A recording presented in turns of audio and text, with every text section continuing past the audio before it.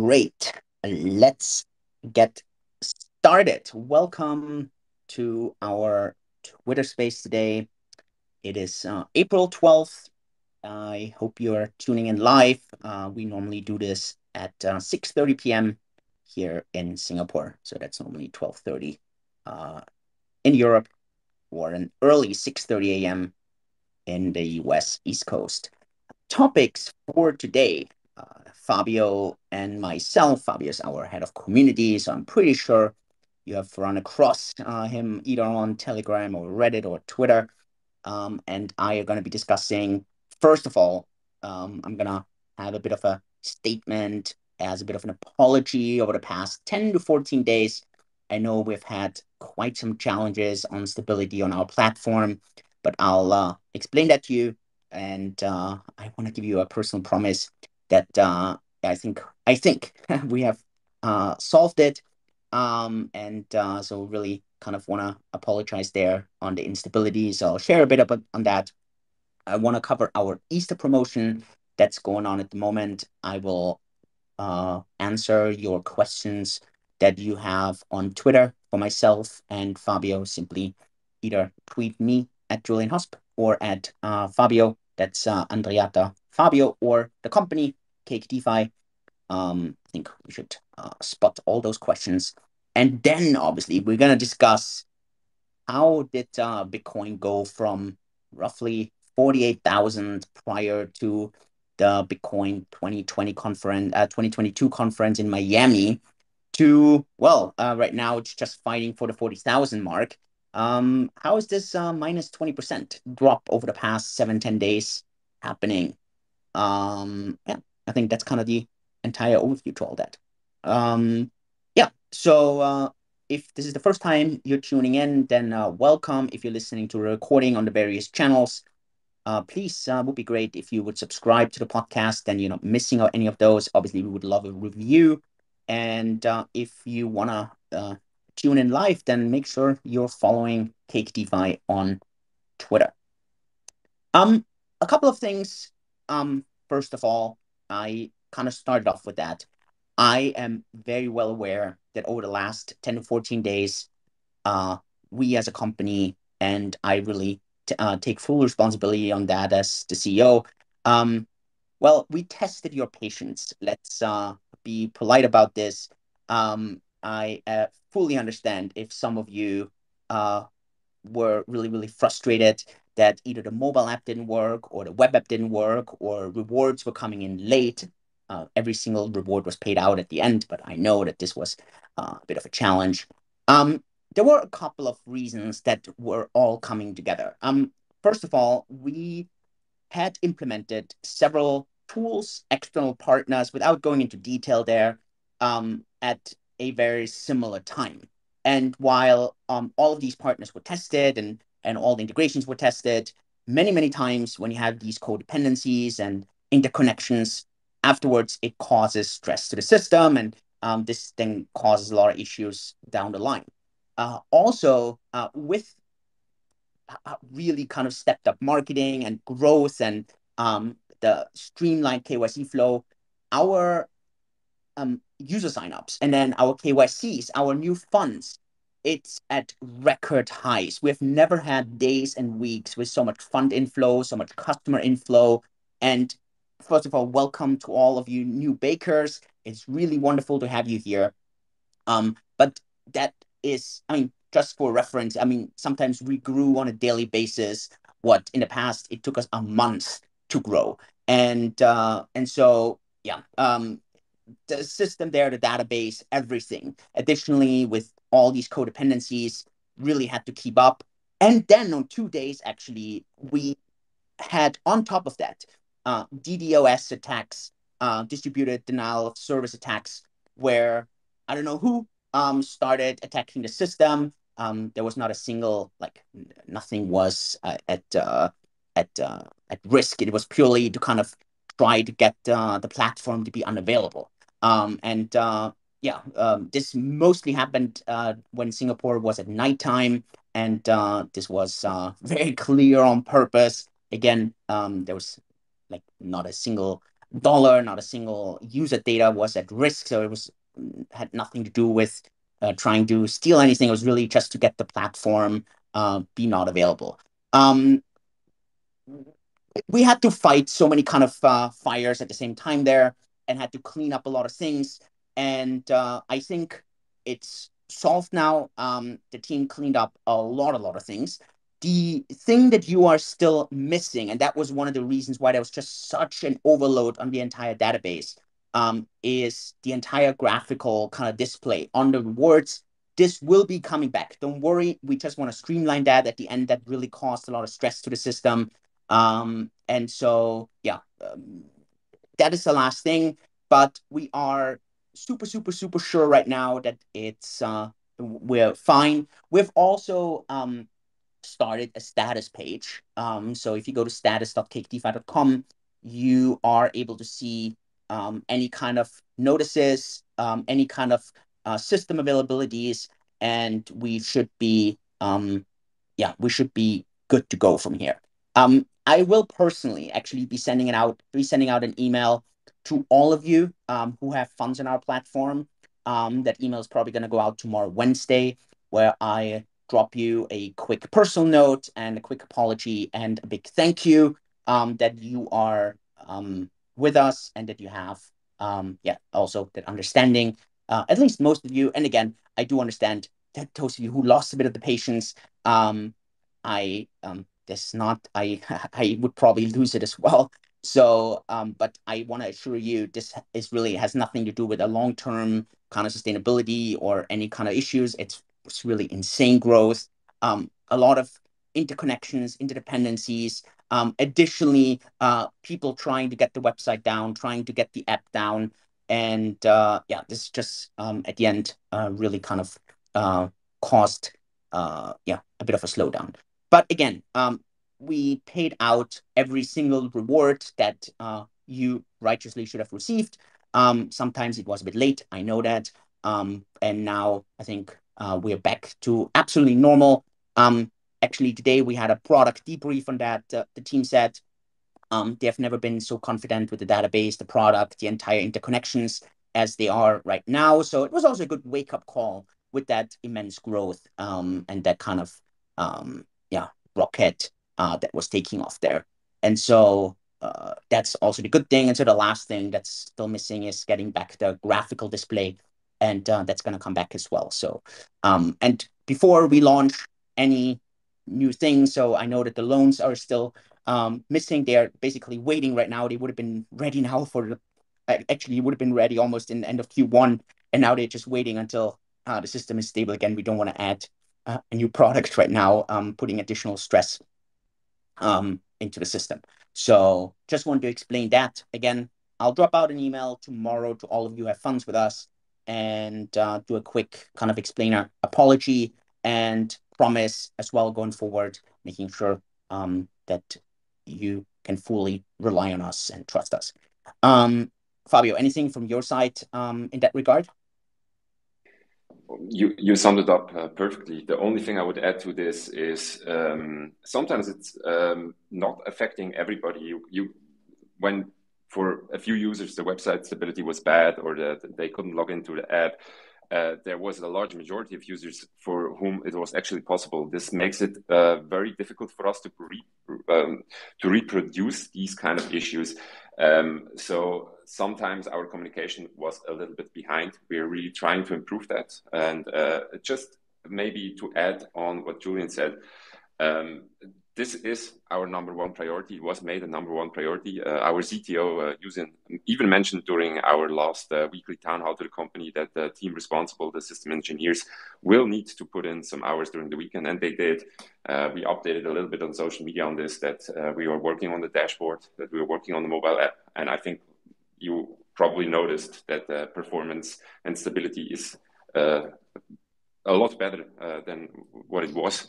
And so just please understand, we know that this is an issue and we are working very dedicated on solving it, and we partially have solved it. I think the only thing that is missing right now for you as a customer is the total rewards earned display on the assets page.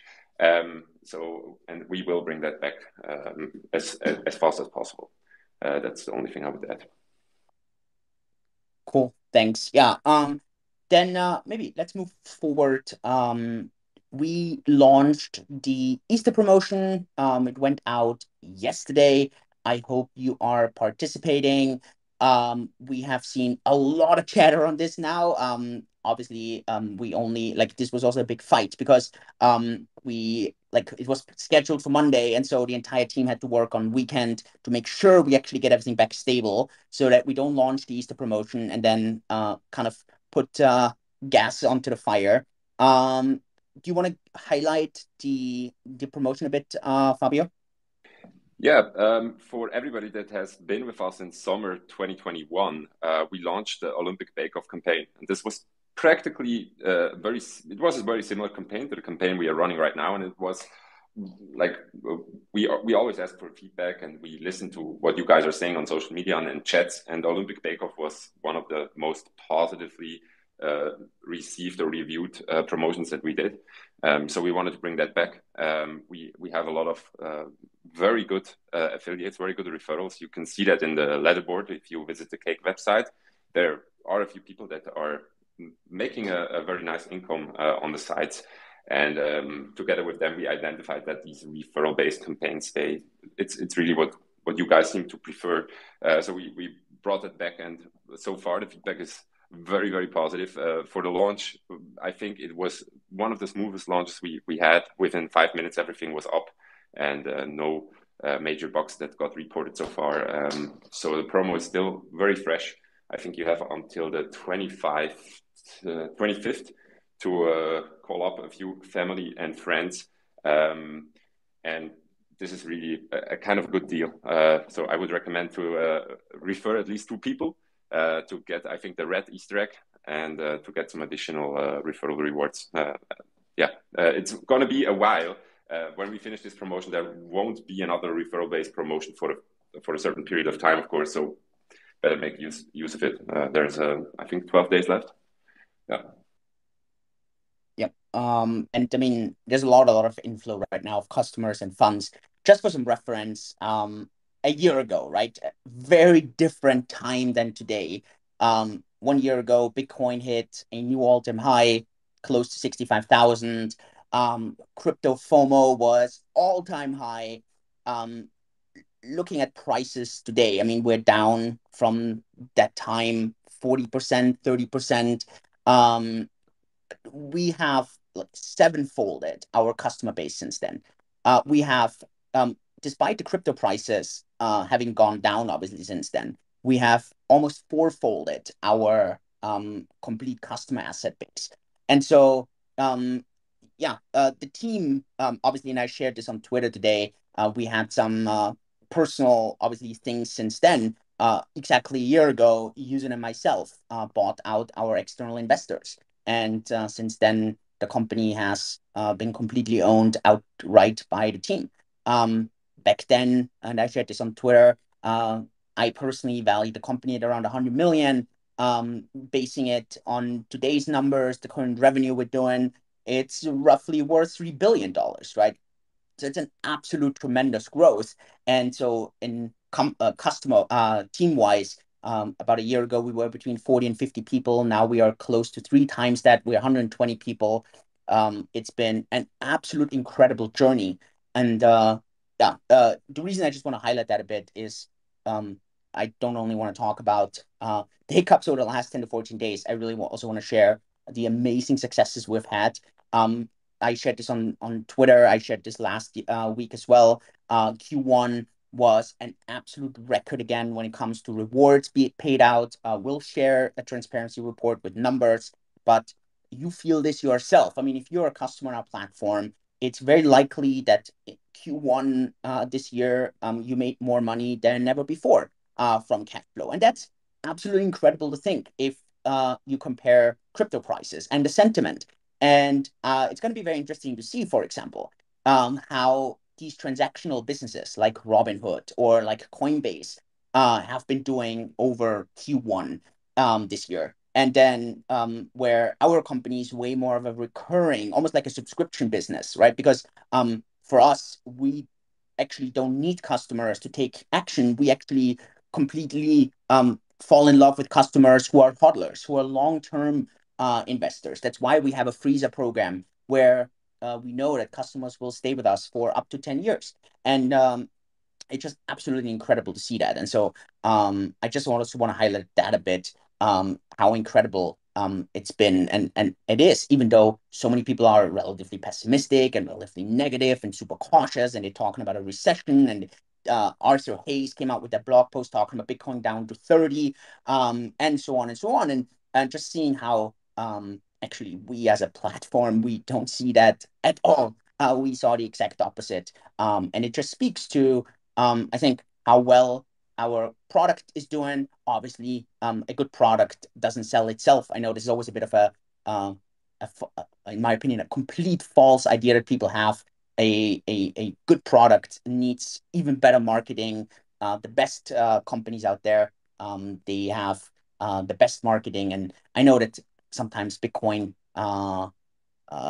fans, they also say, Bitcoin doesn't have anyone that's marketing. Well, I'm not sure if you've ever been on Twitter and you looked at some of those posts or tweets from bankers or International Monetary Fund or something, and you look at how aggressive Bitcoin marketing is happening. So there's nothing bad about this, actually.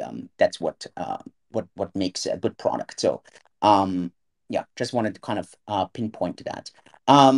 Before we go and discuss a bit the current markets, maybe I want to go through a couple of questions that people were having. Some of it was around maybe share a bit of a debrief over the last 10 to 14 days. I think did that. And again, like Fabio mentioned, maybe some of you are listening and you're like, huh, I don't even know what you're talking about. For me, everything worked fine. Sure, perfect. Great, even better. But yeah, again, for those that had hiccups, I just want to clarify that. And just also want to say, I mean, the reason this is happening is because we're seeing this all-time high growth, all-time high in customer funds, in funded accounts, and so on. So it's been absolutely exciting. Um, there were two questions that are very similar. Brian77 asked that, and Bourbon Capital, what's the next step? What can we expect in Q2? I mentioned this a couple of times. Q2 is going to be around, I would say, three things. The first one is really around bringing a loan product to the platform, meaning that you can take out stable coins versus your crypto. I think that's a very important feature long term, so that you don't really have to sell your crypto. You can basically cash in while still gaining from the upside. The second one is really going to be that multi-coin approach. We want to add more and more chains to Cake, simply because that is going to really expand our user base. With expanding the user base, we're going to attract more customers to all our products. So all the chains are going to benefit. Obviously, we're going to go by market cap. So we're going to start with the larger ones first and work our way down. And so many, many times, if we're adding those larger chains with their individual products, you're gonna obviously have a lot of inflow from these customers, and they're gonna find out about other coins and other chains. And I think there's gonna be a lot of cross kind of marketing opportunities. And yeah, and the third one is gonna be where we then really look for more yield in the DeFi space.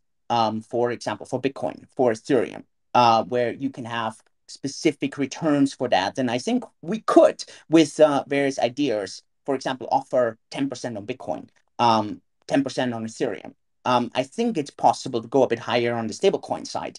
And you can be very creative that way, where the risk for the customer is close to zero, but then the returns go up way more. And obviously, that's going to be something that can be very, very interesting. But that's going to happen a bit later down the quarter, because it's really going to rely on connecting certain protocols and just making sure that the risk doesn't get added up for the customer. But I think that's going to be the major thing from a product standpoint.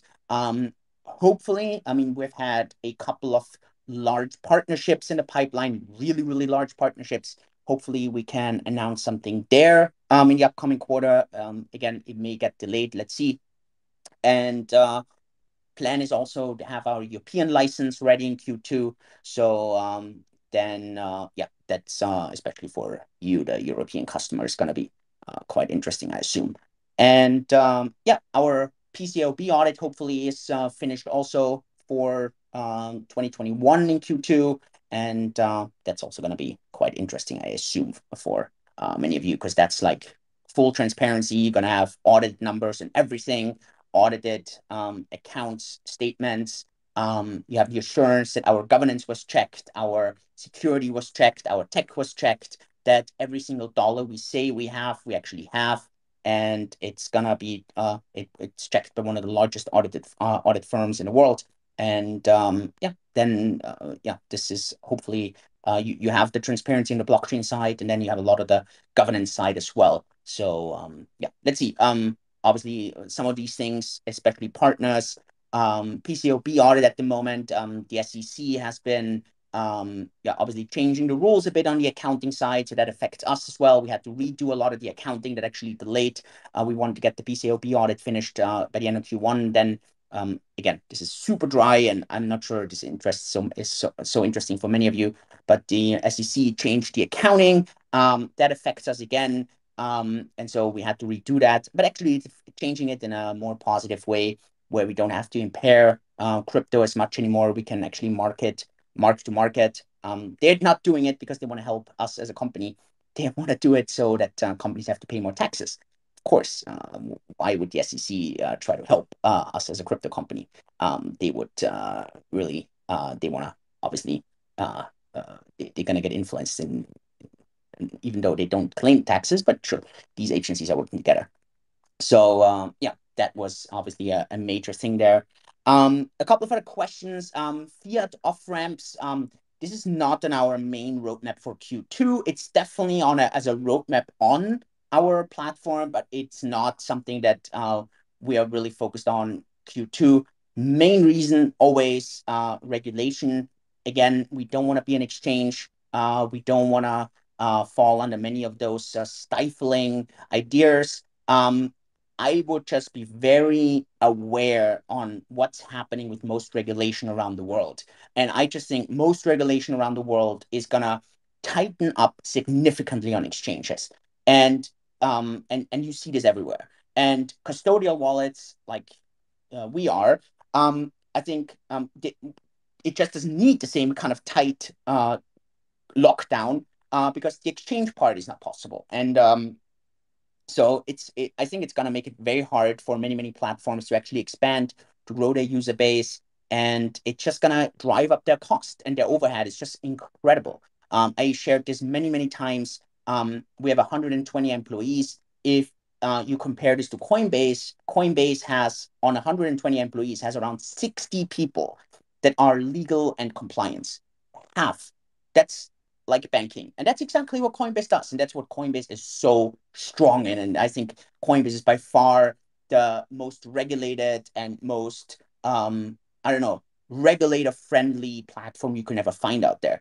And for us, it's the exact opposite. We have less than 10% of our workforce works in legal and compliance. And in return, we have over half of the staff is in tech and product, which is a blockchain company, what should actually happen. But that also obviously means we can't offer the same kind of services as Coinbase does. Otherwise, there will be some weird stuff happening. And that's why we're not an exchange, or we're not focused too much on the on and off ramp. I understand we're leaving some of the revenue on the table there. Maybe later on, this is going to be something that we're adding, but we rather believe at the moment the main thing is going to be really providing cash flow from many crypto protocols to you. We are looking into actually white labeling that to larger companies. We're getting a lot of requests.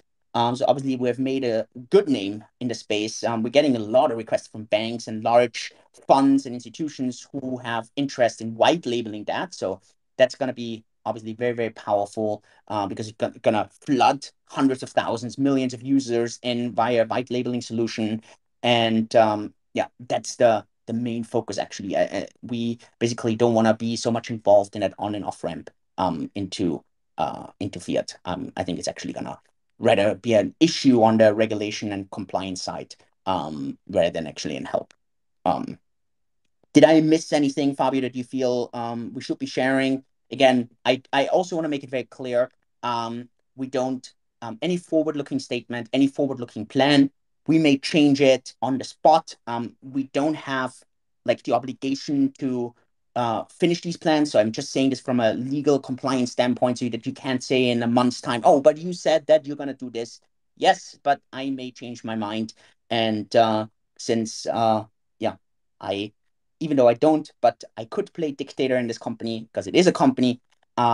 If we feel that we need to change direction on some things, then we'll discuss this in the team and we may. So just want to kind of clarify that. Or if by the end of the quarter you're asking me, so where's that PCOB audit that you promised? Yeah, some things are not always up to us, or maybe the SEC changes some stuff again, or I don't know, maybe a partnership gets delayed, who knows? So I just always want to be very careful in what I promise and what I don't promise. And so while I want to give you a bit of an idea on what's happening, I also want to be very cautious in not kind of future too much. But did I miss anything, Fabio? Did you feel I should be adding?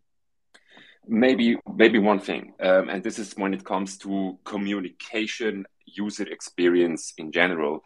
These are not things uh, we're really diving into this. So right now, one of the issues is that we're like we can improve on the timing of our communication and also on the platform. So we want to utilize mobile a lot more. So drive from web to mobile and really make the mobile app the a very unique and a very native, easy to use user experience, mobile first. And also with when it comes to communication, so that we don't rely on email and on social media as much as we rely on the app itself. And this will make things for you and for us a lot easier. And the other thing is also the look and feel of the website.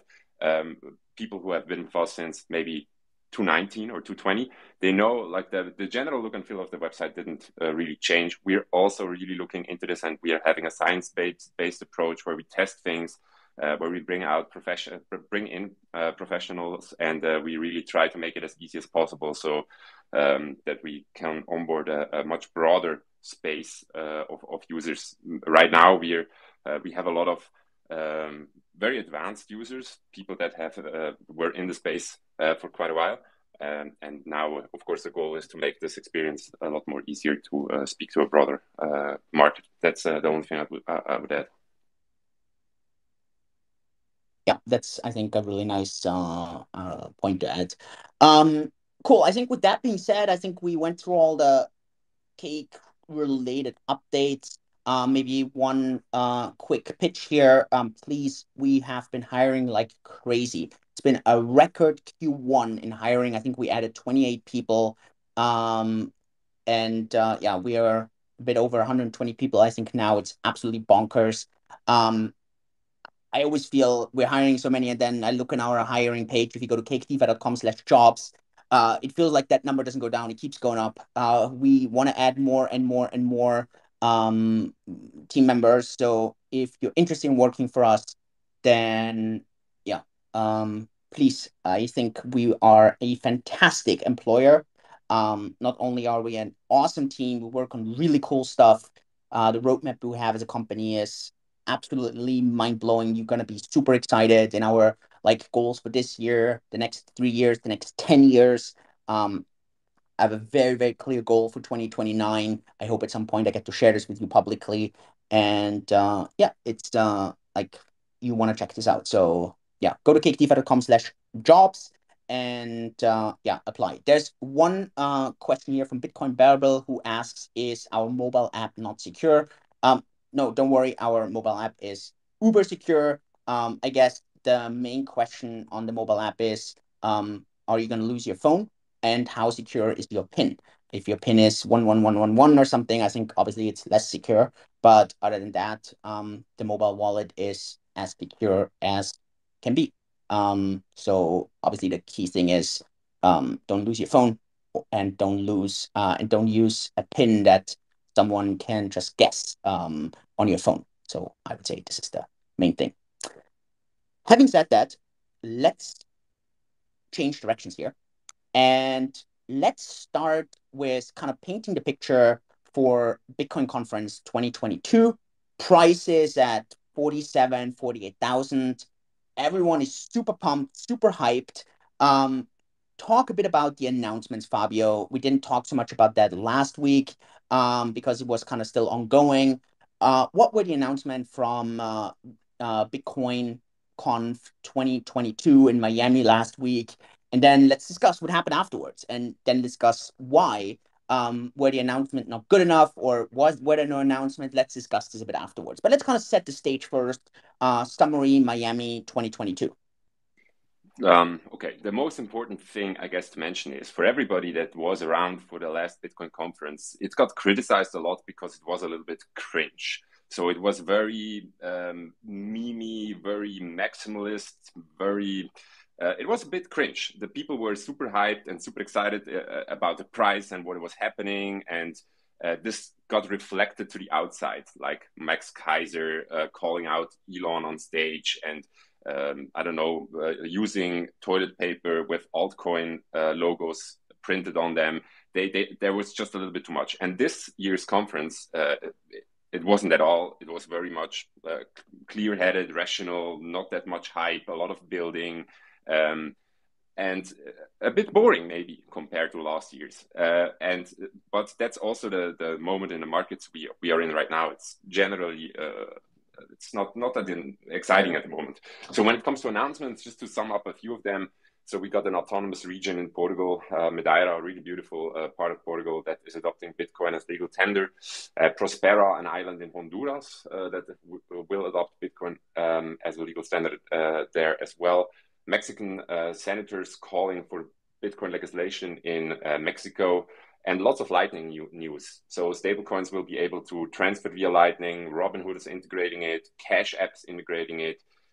It's like the number one reoccurring buy on Robinhood. So it gets dollar cost averaged more than any other asset on Robinhood. And Robinhood has like 2.2 million active users. So it's pretty big.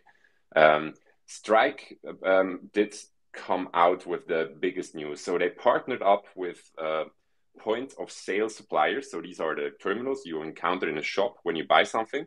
And they also partnered with Shopify and Blackhawk. So these are like, one of them is, I think, the biggest payment provider in the US.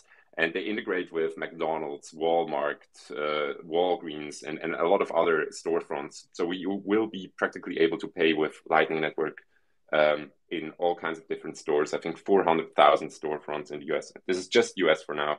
And then maybe the last news that came out was Tesla, Block, and Blockstream partnering up to mine Bitcoin with solar power. So this is pretty exciting that Tesla is entering this industry, I guess, in a very sustainable manner. And but other than that, I guess these were the biggest kind of news. Did I miss something, Julian? Or yeah. No, I think that sounds good. I want to be the critical voice, even though this is not me, but I just want to kind of throw in the critical voice because obviously the question that becomes, if all this is so awesome, how come the Bitcoin price dumps by close to 20% since then? And one of the critical voices, and obviously a lot of that comes from maxis from other coins, right? And that's very common. You have the Bitcoin maxis that fight literally any other coin, and then you have the other coin maxis that obviously fight all the other coins, in this case also Bitcoin. And they were kind of criticizing that a lot of this news is actually completely irrelevant. Who cares about those tiny regions? It kind of like they don't even accept Bitcoin. It's just like more of a talk. Who cares about like Strike? At the end, this is just a custodial solution, which is again a regulated intermediary. Sure, it's Lightning, but who really cares? It could be anything else. The reason why the Bitcoin price is dumping is because everyone was expecting Apple to buy Bitcoin and other big news, but at the end, yeah, we didn't really hear much on that. How much credibility do you give to that theory that is the reason why the price is dumping right now? And how much do you think it's actually other reasons? I think with all three conferences, so they have been three, and with all three of them, at the start of the conference, there was a dump.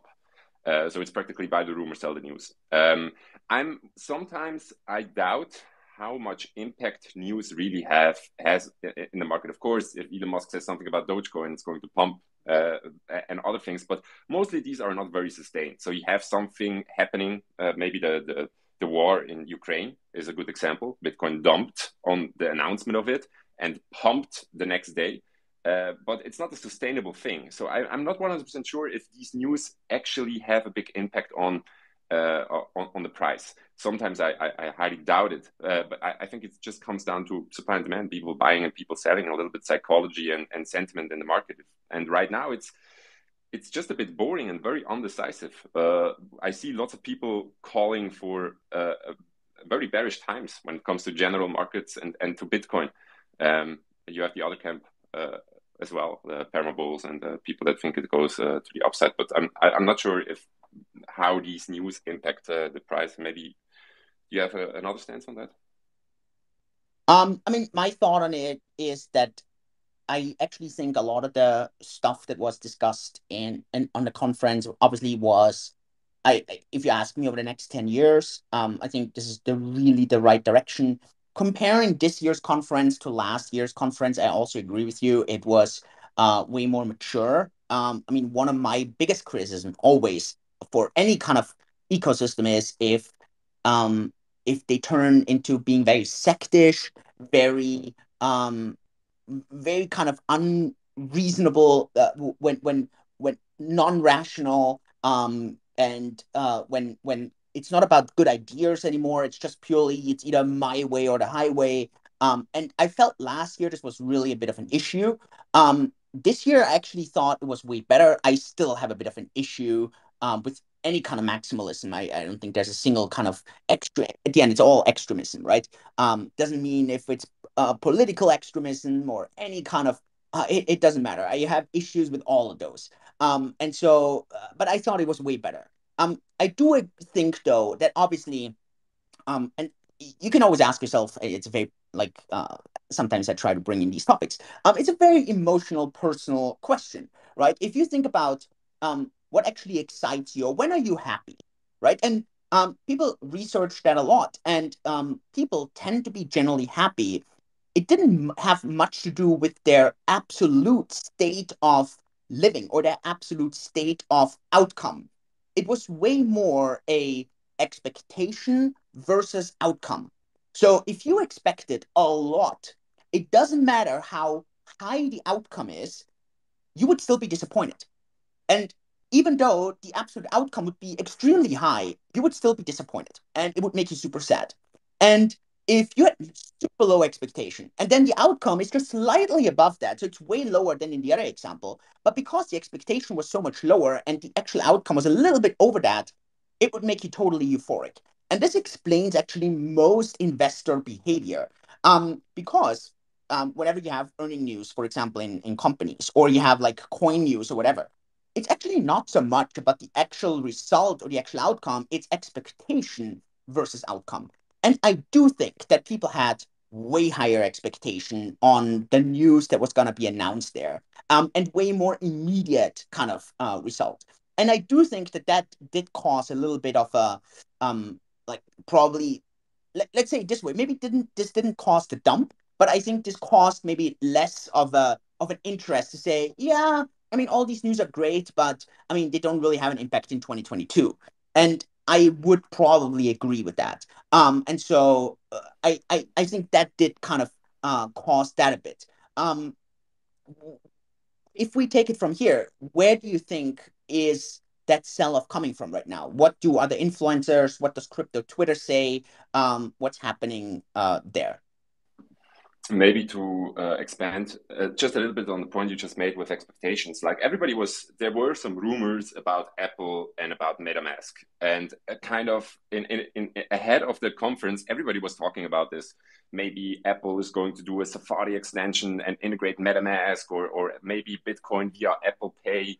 These were the rumors leading into the conference, and everybody was expecting Jack Mallers coming out with this big story, and they were kind of disappointed with this POS integration. I guess to two reasons, because lots of people actually don't understand what it means. If you need to answer the question for yourself, would you rather have Bitcoin or any other crypto partnering up and integrating with Apple on Apple Pay via Visa and MasterCard, because that's what they partner with them? So you have two middlemen for the Bitcoin transactions that is actually highly centralized.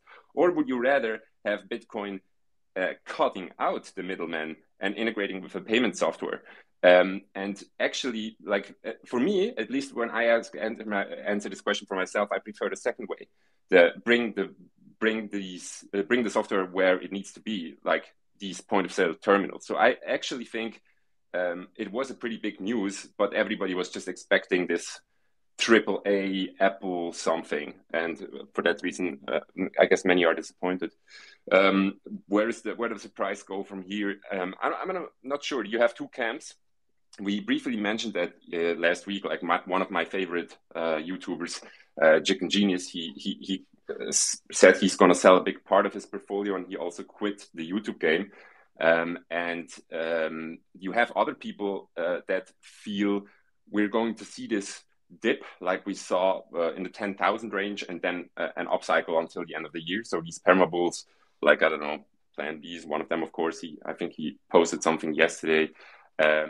They still have a lot of hope that the next bull cycle will kick in. The markets are a bit split 50-50 and very undecisive at the moment. It's at least that's my gut feeling, or what I see on social media. I personally think that we're just I think let's say the pump over the last 2 to 3 weeks, I think was probably two reasons. First of all, I think a bit around the hype or the expectation around the Bitcoin conference. At the same time, obviously, we saw the Terra Foundation really kind of buying Bitcoin. I think, including myself, I want to be clear here.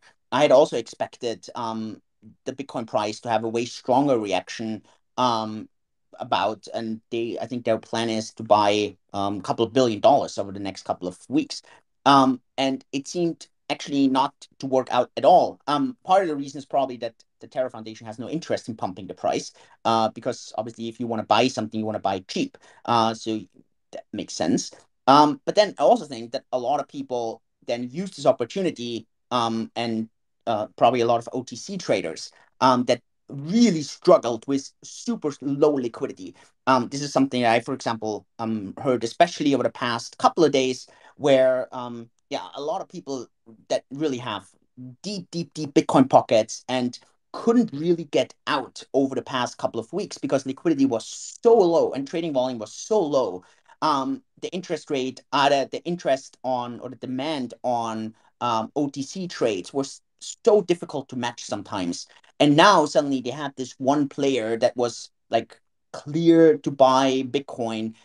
This allowed them to kind of get matched and get out. And I do think that this was really a bit of a kind of underestimated scenario. And so if you kind of take away the last 2.5 weeks, that pump, then you're actually left with exactly the old kind of facts.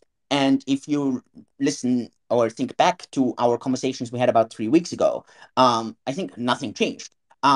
We still have uber high inflation. I know that most people think high inflation is good for Bitcoin. It is not, for the very simple reason that the number one driver for crypto in general has been risk on. High inflation is not risk on because people really struggle with excess liquidity.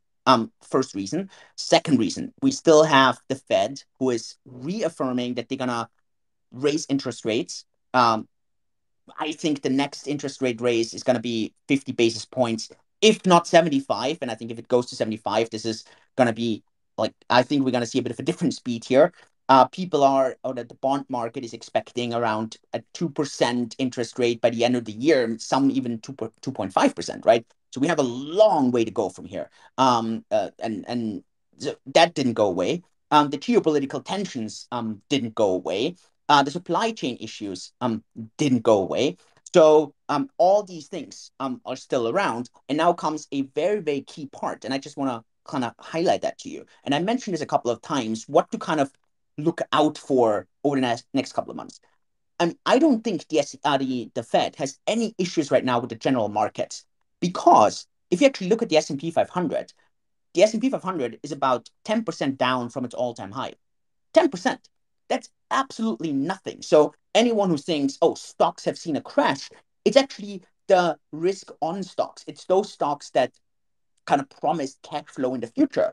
But all those stocks that are cash flow positive, that are producing cash, um, these stocks have not really gotten hit much. Actually, if you look at the super safe plays like a Berkshire Hathaway and so on, I mean, they are close to an all-time high anyways. And so I don't think the Fed sits there and says, oh, we cannot raise rates. I think the Fed right now is probably debating internally, should we raise by 50 basis points or by 75 basis points, right? And I don't think that most people have a 75 basis points, so that's 0.75% increase on their kind of horizon. They all sit there and they say, maybe the Fed is gonna only raise by another 25 basis points. Maybe they do 50. And I actually think the Fed is sitting here and saying, hey, we raised by 25. Stock market didn't really move. Bonds, sure, they are selling off right now. Interest rates are going up, but that's completely expected. But markets are super liquid. Repo markets, super liquid. Spreads are super tight. So there's absolutely no issue. Sure, who cares about the sell-off in those high-risk stocks? Who cares about the sell-off in crypto?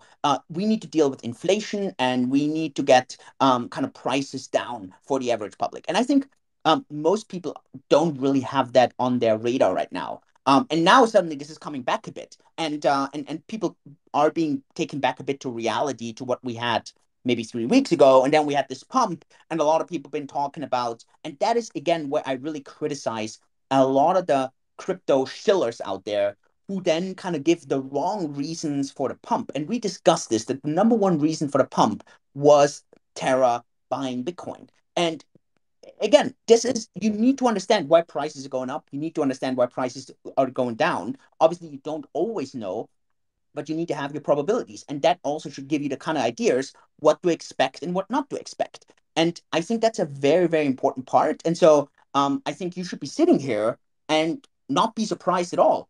Because just compare the price level to like 2 or 3 weeks ago, and we're just there. And we're actually in a sideways movement for the simple reason because the underlying facts haven't really changed much. And so if again, if I have to position myself today, and I obviously am positioning myself, then go into crypto, be diversified in crypto, go for cash flow for crypto. I'm not saying this because I'm the CEO of Cake DeFi that provides cash flow in crypto. I'm saying this by asking anyone out there what to invest in right now. Everyone's going to tell you you're going to look for cash flow. Doesn't matter if you're going to look for companies that are providing cash flow. You need cash flow, cash flow, cash flow, cash flow at the moment. If we actually go into a stagflation scenario, which I do actually think is a very possible scenario, so we see a bit of a recession. At the same time, inflation is not really coming down. You're gonna want anything that produces cash flow. The other thing in these scenarios that always is going to work well, obviously, is commodities, especially with supply chain issues, and precious metals, for the simple reason because it's always a bit of a place for insecurity. You see the dollar being super strong at the moment. Bonds really selling off simply because people don't want to be locked in with these super low interest rates that bonds provide. Is not really cash flow. I mean, at the moment, getting 2% for the next 10 years is absolutely ridiculous. So that's why it's absolutely essential. And if you understand that, then you really position yourself well. Again, I think if you look onto our platform, and now obviously I'm changing the head from being an investor, I'm really kind of changing the head to like be the CEO and shill my own company. If you look on the product offering that we have on Cake, I think you can find all those assets, ideas, exposures on there. And I would highly, highly, highly recommend that you get diversified over the various kind of ideas. And don't forget, cash flow is king. It is really king. I know that over the last 10 years, it didn't look like it because it was all about future cash flows. I do believe over the next couple of years, going to see a bit of a harder time here where those companies or those assets that are promising something in 3 years or something are probably not going to perform as well as those things that are going to give you instant cash flow, instant rewards, instant returns, simply because people are going to feel the waters up their throat. They have been making $3,000 a month. They've been spending $2,800 a month, so they had like a $200 buffer, and now inflation is catching up, and it's getting closer to 2,900, 3,000, and people gonna look for cash flow. Fabio, what do you see there? I couldn't agree more. Like, and so let me just briefly shill cake a bit, because if I assume you are already a customer. If not, what are you waiting for? Please use the next 12 days, because we have this special sign up promotion. So you were going to get the standard $30 sign up bonus plus 10 from the current promotion, and you can even claim an additional 10 from Learn and Earn, 5 for Bitcoin and 5 for DFI. And if you are already an existing customer, win, win, win. Share this promotion with a friend. He gets a nice bonus. You get a nice bonus. And we have an additional baker joining the cake family. So please use the next 12 days wisely, and join us. Yeah, thanks for sharing that. I think we covered all the topics. Anything, Fabio, that we left out? We talked about the past 10, 14 days. I shared a bit about the insane growth we had. Really, thanks here. If yeah, you want to join us as a team member, then please take cakedefi.com/jobs. If you aren't getting cash flow with us on the platform, what are you waiting for? Go to cakedefi.com. Benefit from that. We talked about Bitcoin, talked about the current ecosystem. Anything I missed out on that we should have covered? No, I don't think so. Maybe for the people that are tuning in late, there is a recording available here on Twitter. As soon as we stop the space, you can just listen to the recording. It will also be on YouTube, on Apple, on Spotify, wherever you like to consume your podcasts. And yeah, every week, 12:30 European time, 6:30 Singapore time. Thanks for tuning in, and yeah. Thanks, Fabio. Thanks, everyone. Stay safe, stay healthy, and happy baking, happy cash flow. Talk next week. All the best. Bye bye.